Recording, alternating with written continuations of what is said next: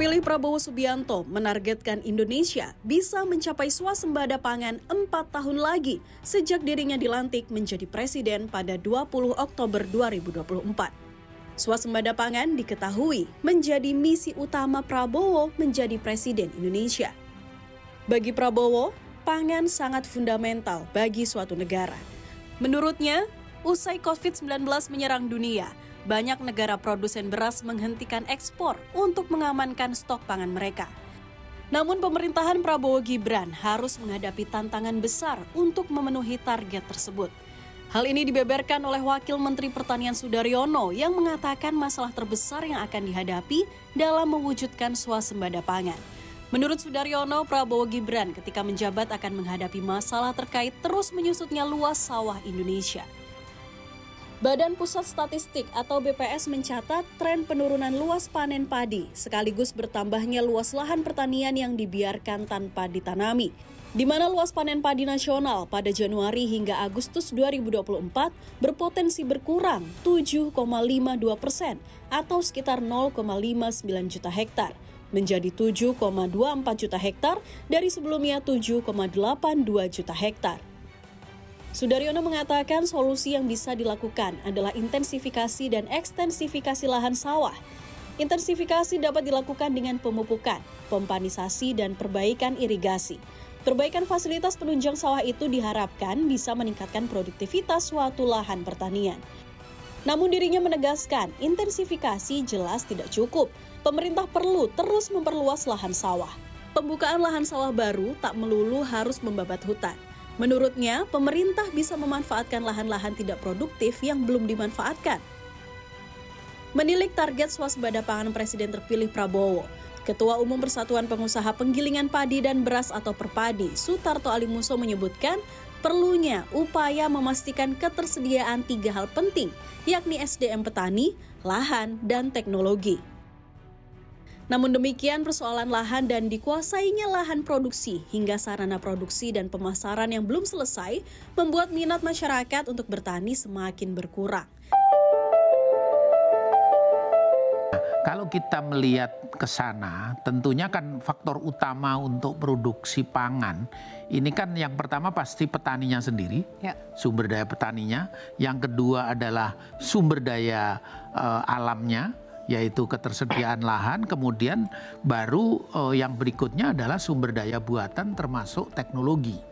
Nah, tentunya kita akan mampu menuju kepada satu swasembada pangan, tanda petik, pangan ini sebenarnya banyak. Ini yang harus nanti kita pilih-pilih, yang mana yang bisa cepat, mana yang perlu waktu, mana yang mungkin belum bisa kita penuhi dalam 4 atau 5 tahun yang akan datang. Kalau kita bicara ke sana, yang 3 hal pokok ini yang harus menjadi titik sentral perhatian kita. Kalau kita bicara sumber daya manusianya, tentunya petani kita itu sebenarnya siap. Di lapangan itu mereka punya keahlian yang sudah lama. Namun demikian dia punya masalah hubungannya dengan yang kedua, kaitannya dengan masalah lahan. Mereka umumnya lahannya sempit. Di lain pihak sekarang ini ada kecenderungan pemilikan lahan produktif ini juga banyak dikuasai oleh pihak tertentu dengan menyewakan lahan yang terlalu mahal. Nah, kemudian yang ketiga kaitannya dengan sarana produksi sampai kepada kaitannya dengan pemasaran. Sarana produksi ini kan selalu menjadi diskusi yang panjang, bahkan sampai ke pasar. Nah, pasar ini kaitannya dengan adanya jargon-jargon yang selalu mengatakan pangan murah. It's okay, tapi yang benar itu adalah pangan yang wajar. Sementara Direktur PPHTP Kementerian Pertanian, Batara Siagian, menyebutkan sejumlah langkah perbaikan dalam mencapai target swasembada pangan RI. Hal ini terkait penambahan kapasitas lahan hingga mengatasi persoalan pengairan.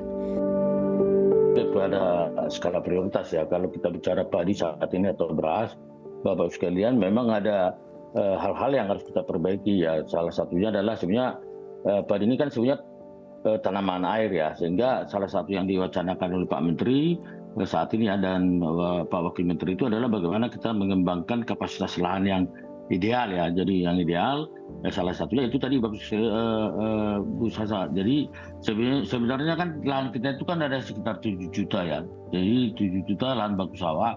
Yang sering terjadi kan sebenarnya seringkali saluran sungai kita itu kan sebenarnya airnya kan jatuh ke laut ya. Kemarin juga Pak Wamen menegaskan di Rembang, kenapa air itu harus jatuh ke laut? Kenapa nggak kita bikin ibaratnya semacam bendungan pintu ya di hilir agar itu dapat bisa dioptimalkan oleh teman-teman petani yang saat ini sebenarnya karena kekurangan air itulah mereka selalu menunggu hujan ya. Itu salah satu yang saat ini sebenarnya kami coba ya gaungkan itu di Rembang kemarin dan di beberapa tempat agar sebenarnya teman-teman Kementerian PU harusnya menyadari kalau kapasitas air itu tetap jatuh misalnya ke laut, kenapa kita tidak hentikan di posisi, dan rata-rata sawah kita itu kan ada di pesisir ya. Jadi sawah tanda hujan itu kan ada di pesisir pantai ya, misalnya kayak di Pantura atau di daerah-daerah lain. Itu mungkin salah satu poin yang harus kita lihat ya apabila kita mau optimis ya untuk melihat ibaratnya swasembada terutama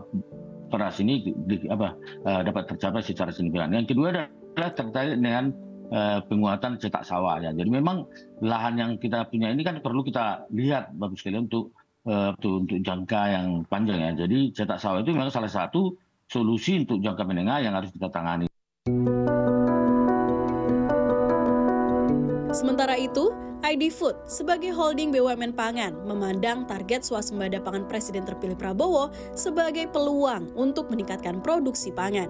Oleh karena itu, penting untuk mempersiapkan infrastruktur maupun pengembangan lahan yang sudah ada lewat 2 strategi utama, yakni intensifikasi dan ekstensifikasi pertanian. Strategi peningkatan produksi pangan meliputi perbaikan kualitas benih yang bersertifikat, penyediaan pupuk yang tetap dosis dan jumlah, memastikan sistem pengairan yang baik, hingga menambah luas lahan pertanian dan pemanfaatan teknologi pertanian pendukung. Kita ketahui dengan pemerintahan baru sekarang kan punya program yang namanya Astacita ya.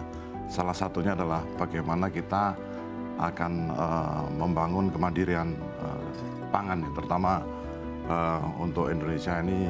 Saya pikir dengan jumlah penduduk yang sangat cukup banyak, kita harus betul-betul mengurangi impor. Oleh karena itu ke depan ini adalah suatu potensi yang sangat besar bagi kita, bagaimana mengembangkan produksi pangan sehingga kita ke depan bisa terjadi kemandirian pangan ke depannya.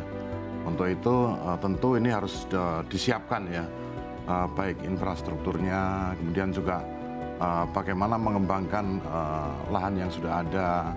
Ini adalah mungkin ada 2 langkah di sini, yaitu secara intensifikasi, yaitu dengan lahan yang ada, bagaimana lahan yang ada itu tadi produksinya semakin meningkat ya. Mungkin dari sisi satu adalah mengenai benihnya harus berkualitas baik ya dan bersertifikat. Ini mungkin karena kalau kita lihat sekarang ini benih itu kurang dari 50% yang bersertifikat, sehingga ke depan kalau benih ini bersertifikat, saya pikir ini akan meningkatkan produksinya. Yang kedua adalah mungkin masalah pupuk juga. Pupuk memang harus juga secara intensif dan sesuai tepat jumlah dan tepat waktunya juga. Sebagai informasi, dunia memperingati Hari Pangan Sedunia setiap tanggal 16 Oktober yang bertujuan meningkatkan kesadaran global tentang berbagai masalah yang berkaitan dengan pangan. Peringatan ini mengingatkan Indonesia agar lebih waspada terhadap ancaman krisis pangan global dan mendorong ketersediaan pangan yang merata.